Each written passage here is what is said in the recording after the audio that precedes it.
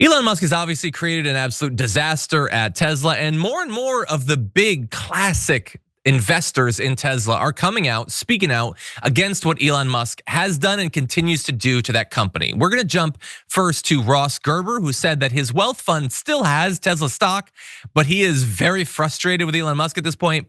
He said Tesla stock is down 40% this year. The performance is, I think, directly related to the CEO not working at the company and his outside activities. I don't like Elon. It's personal, the way he does things. That's true, and I don't align with him morally, but that is irrelevant of my investment in Tesla. Sure, I think you can separate the personal from the business, but I like that in a very Arrested Development sort of way. When asked if it's personal or business, he makes clear that it's personal as well. But it's both in this case.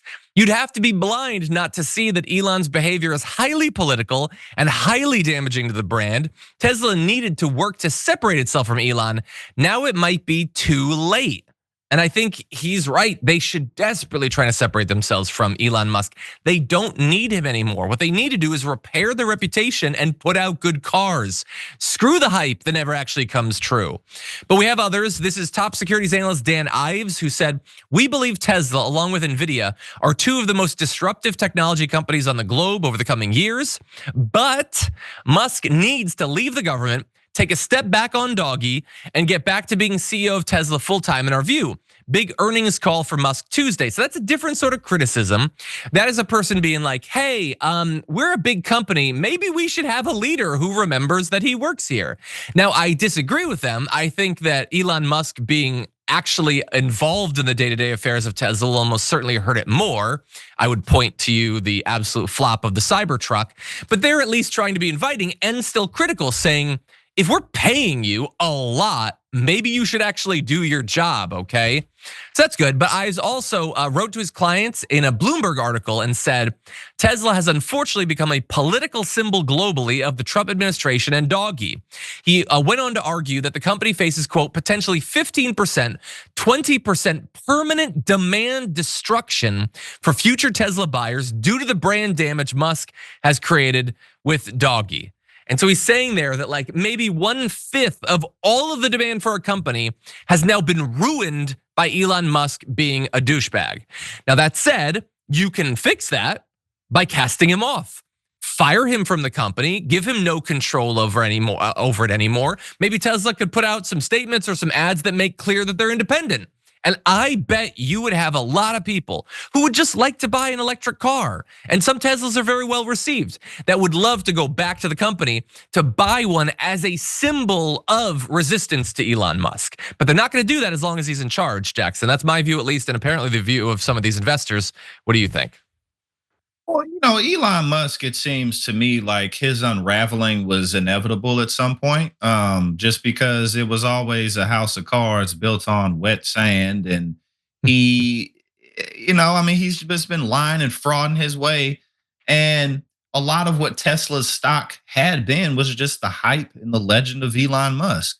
Mhm. Tesla, the companies and the entities that Elon Musk is the CEO of, there's nothing wrong with them. They're pretty great by themselves. Electric car technology, working on space exploration and technology just so that we can do the things we need to do. It's Elon Musk that's the issue. So, not many people drive Teslas, and then you got to look, most of the people who would drive an electric vehicle are liberals. So he's just not the man to be in that position anymore. And like I said, even if he wasn't in government now and firing thousands of people and making a mess of everything, at some point people would have had to wake up and be Yeah. like, okay, nothing that Elon Musk has ever said is going to happen has happened.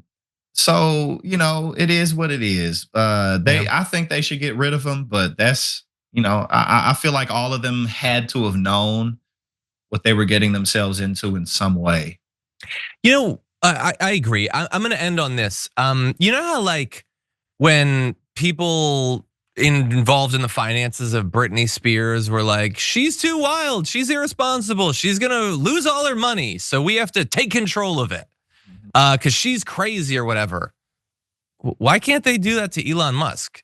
The dude's wildly addicted to ketamine as well as many other drugs. He is ruining his fortune. He's ruining his companies. He's going on stage doing like visual cries for help by snapping Nazi salutes, spreading the conspiracy theories, losing his mind all over the place. Why are there no responsible people to help him out through this very difficult period? He should not be in charge of his affairs. He should not be in charge of his money for his own good. And I think it's time that we use the empathy that we are capable of and that he is not to advocate for him to be protected from himself.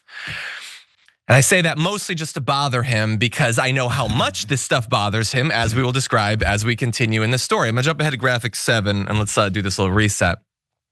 Do you want Elon Musk out of the government?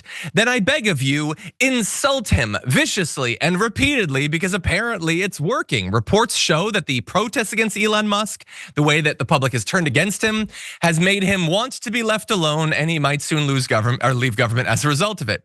He's apparently, this is according to The Independent, reportedly set to leave his government role because he's tired of what he sees as a litany of vicious and unethical attacks from the left. This is according to reporting from the Washington Post. A person familiar with this thing can tell the Post that Musk thinks that his work at Doggy won't be diminished because of his departure, noting that staffers have already established themselves across a slew of federal agencies. They've probably already installed all the digital backdoors they need for him to steal money and everything. He doesn't need to be involved anymore. Speculation of Musk's possible departure comes as his influence in the administration appears to wane. The New York Times reported last week that the acting commissioner of the IRS was being replaced after Treasury Secretary Scott Bessent complained that Musk had his preferred candidate installed without Bessent's support, or apparently, according to the reporting, Donald Trump's knowledge.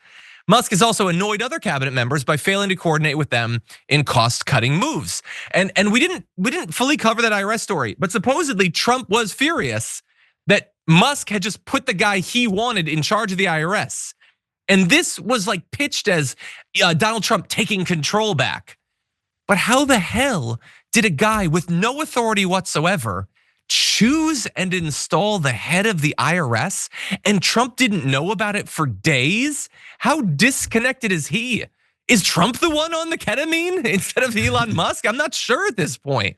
But anyway, Musk has worn out his welcome. They all hate him for understandable reasons. He's cringy and terrible and not funny, and he just meddles in everything. He's coarse and gritty like sand on Naboo. And so they want to get rid of him, and I totally understand that. But what seems to be sort of greasing the gears is insults. So everybody, please insult him more. Jackson, what do you think? Yeah, definitely insult him more. This is just so gratifying for me because I have deeply despised Elon Musk for quite some time now. And people used to call me a hater and say, "Oh, he's Tony Stark. You just can't see it." And I was like, "No." And look at that. I'm not always right, but I was right about this. But yeah, I mean, have you seen videos of like Elon Musk where he's just clearly just zoinked out of his mind? Like he's like walking with his shoulders like this, and he's like yeah, he does the head rolls and stuff. It's gotta be ketamine. Oh, this dude is gone. Yep. But I mean, like really think about how powerful and complicated the United States of America is. This empire that this is, that holds so much authority over what happens on the planet. And it is being ran by people who are just degenerate drug addicts, frauds.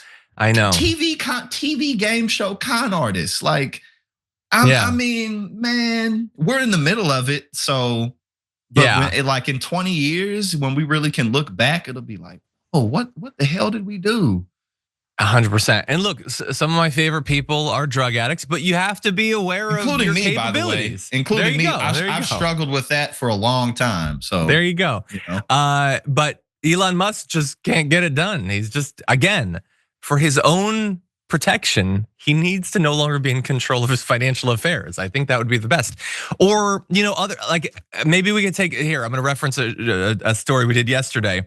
I'm gonna pretend I'm a mayor of a town in California. Maybe we just need to give him more ketamine. Maybe he just doesn't have the right amount yet. If we give him a lot of ketamine, maybe that'll even him out a little bit. His tolerance is too high. He's telling. Let's see if we can push past that. Come on, Musk, you're extreme.